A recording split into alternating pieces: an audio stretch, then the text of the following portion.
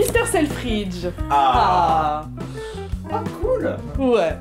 Mr Selfridge, une série que j'aime énormément. C'est une série anglaise qui est diffusée sur ITV. La série date de 2013, il y a que 2 saisons pour l'instant, on attend toujours la saison 3. C'est une série que j'ai commencé parce que j'étais un peu en manque de Downton Abbey, et je voulais une série qui se passe un peu à la même époque, comme les Anglais savent très bien le faire. Et j'ai entendu parler de Mr Selfridge. Il n'y a pas l'aura qu'a Downton Abbey, mais les Anglais aiment beaucoup Mr Selfridge. Et c'est notamment une histoire qui leur parle beaucoup. Si vous êtes déjà allé à Londres, vous êtes peut-être allé aux galeries Selfridge, qui sont un peu l'équivalent des galeries Lafayette à Londres. La série, ça raconte la création de ce magasin, de ce mec qui avait ses défauts, qui avait ses qualités, qui a débarqué avec ses idées toutes fraîches au début du XXe siècle. Et il y a eu un renouveau un peu dans comment est-ce qu'on fait ses courses, comment les femmes sont invitées à faire leurs courses, parce que c'est surtout les femmes qui étaient les clientèles principales de Selfridge. Notamment un épisode très très drôle où il décide de mettre le maquillage en devanture de magasin. Alors qu'à l'époque, c'est presque considéré comme des trucs érotiques en fait. Donc il les mettait bien au fond du magasin. Et là, pour la première fois, il y a une nana qui arrive avec tous ses cosmétiques. Et je me souviens, il y a une scène où elle sort le rouge à lèvres, puis t'as toutes les nanas qui vont « Oh mon dieu, mon dieu, mon dieu !» C'est lui aussi il voulait qu'on arrête d'acheter que des tissus, il voulait que les robes soient déjà faites, qu'il y ait plusieurs tailles pour que les femmes arrivent et qu'elles puissent toucher les vêtements, qu'elles puissent les essayer, voilà.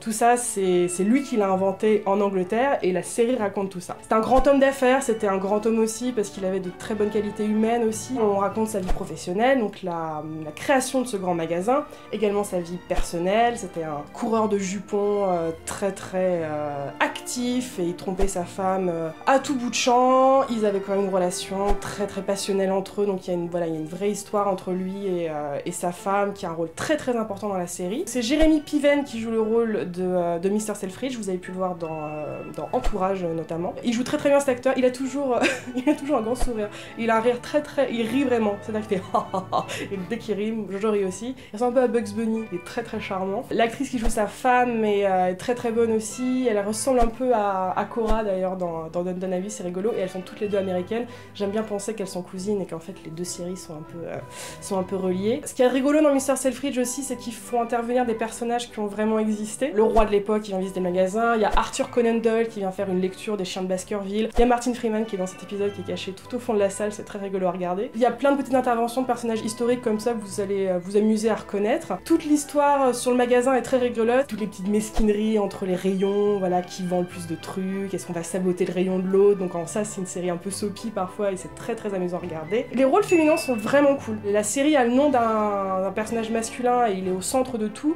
mais on voit qu'en fait il est orbité de plein de personnages féminins et donc toutes les femmes qui l'entourent ont vraiment un rôle important dans l'histoire, sur sa vie professionnelle à lui et dans leur vie professionnelle à elle. Il y a lui qui est le héros, mais il y a pratiquement une autre fille qui a autant d'importance au niveau de la narration. Elle me fait penser un peu à Peggy dans Mad Men, où on voit vraiment toute son évolution dans le magasin. Pour les fans de Sherlock, il y a Amanda Bington qui joue dedans, elle a un petit rôle secondaire. J'aime bien son personnage, elle vit une histoire d'amour un peu tragique et une histoire professionnelle très intéressante dans la saison 2. Il y a notamment un arc narratif très intéressant sur la création du mouvement des suffragettes qui utilisait, alors je crois que c'est vrai un peu, qui utilisait le restaurant du magasin Selfridge pour faire un peu leur réunion. Donc c'était un mec qui soutenait la cause féministe, mais on voit qu'aussi il s'en servait un peu pour faire vendre aussi ses vêtements. Il y a la première fois de toutes les séries que je regarde où je vois un acteur français qui joue bien en français. Il s'appelle Henri, et les personnages le prononcent à la française, il l'appelle Henry, et c'est très rigolo. Il jouait dans Engrenage, et c'est un très bon acteur, et il y a des scènes en français où des fois il croise des